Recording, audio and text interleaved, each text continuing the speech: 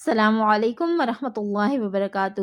ربی اشرح لی صدری ویسر لی امری واحلل عقدۃ من لسانی یفقہوا قولی۔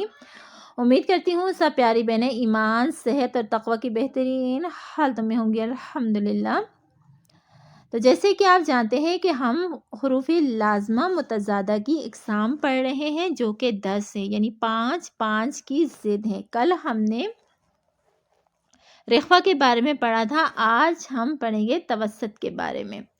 سب سے پہلے توسط کے لغوی معنی جانتے ہیں کہ توسط کے لغوی معنی کیا ہے۔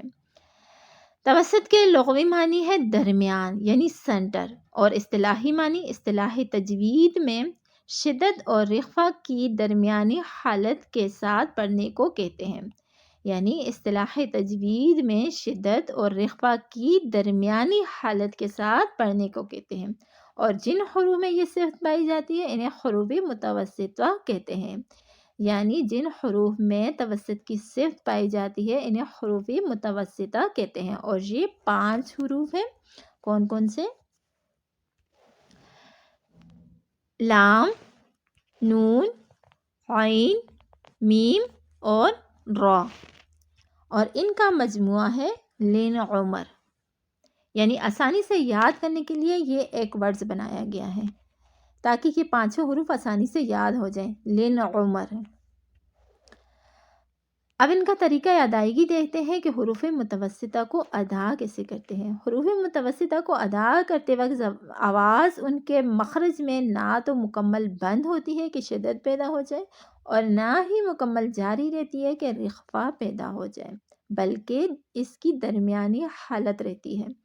ہم نے کیا پڑھا کہ حروف متوسطہ کو ادا کرتے وقت آواز ان کے مخرج میں نہ تو مکمل بند ہوتی ہے کہ شدت پیدا ہو جائے، اور نہ ہی مکمل جاری رہتی ہے کہ رخوہ پیدا ہو جائے، بلکہ اس کی درمیانی حالت رہتی ہے۔ اب پریکٹس کریں گے تو آپ کو اچھے سے سمجھ آ جائے گی۔ پریکٹس کرتے ہیں۔ اعوذ باللہ من الشیطان الرجیم، بسم اللہ الرحمن الرحیم۔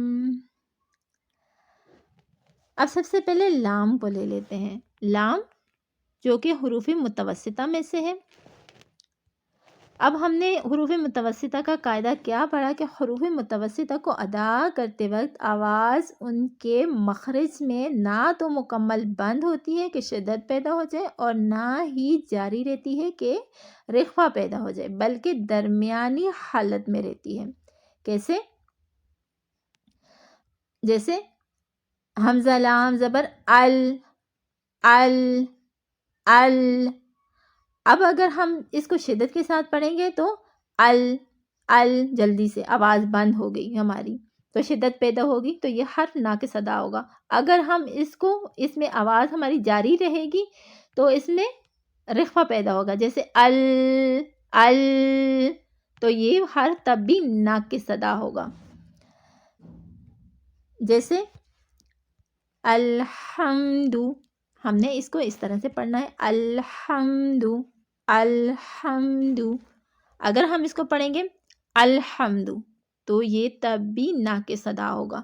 اگر ہم پڑھیں گے الحمد تو تب بھی یہ حرف صحیح ادا نہیں ہوگا بلکہ ناقص ادا ہوگا۔ اسی طرح نون کو لے لیتے ہیں۔ انعمت، اگر ہم پڑھیں گے انعمت تو کیا ہوگا؟ شدت کے ساتھ پڑھیں گے تو یہ حرف صحیح ادا نہیں ہوگا۔ اگر ہم پڑھیں گے انعمت تو تب بھی یہ حرف ناقص ادا ہوگا، صحیح ادا نہیں ہوگا، بلکہ ہم نے شدت اور توسط کے درمیانی حالت میں پڑھنا ہے۔ جیسے انعمت، انعمت۔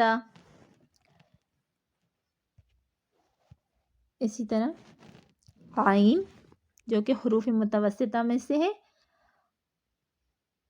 اور اس کو بھی ہم نے نہ شدت کے ساتھ پڑھنا ہے اور نہ ہی اس میں شدت کی صفت پیدا کرنی ہے اور نہ ہی رخوہ کی، بلکہ ہم نے درمیانی حالت میں پڑھنا ہے، شدت اور رخوہ کی درمیانی حالت۔ جیسے نعبد، نعبد۔ ام لم، ام لم۔ اب یہاں پہ ہم نے ام لم ایسے پڑھا تو یہ حرف ناقص ادا ہوگا۔ اگر ہم پڑھیں گے ام لم تو تب بھی یہ حرف ناقص ادا ہوگا۔ ہم کیسے پڑھیں گے؟ ام لم، ام لم۔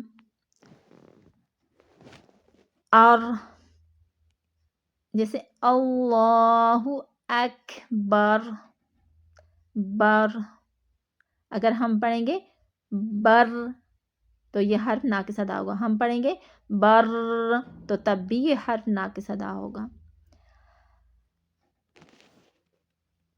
امید کرتی ہوں آپ کو اچھے سے سمجھ آ گئی ہوگی حروف متوسطہ کو کیسے ادا کرتے ہیں۔ اللہ تعالیٰ آپ کے لیے آسانیاں پیدا کریں، اللہ تعالیٰ آپ کو قرآن کے ساتھ جوڑے رکھے، اللہ تعالیٰ آپ کو آپ کے والدین کے لیے بہترین صدقہ جاریہ بنائے۔ دعاؤں میں یاد رکھیے گا۔ السلام علیکم ورحمۃ اللہ وبرکاتہ۔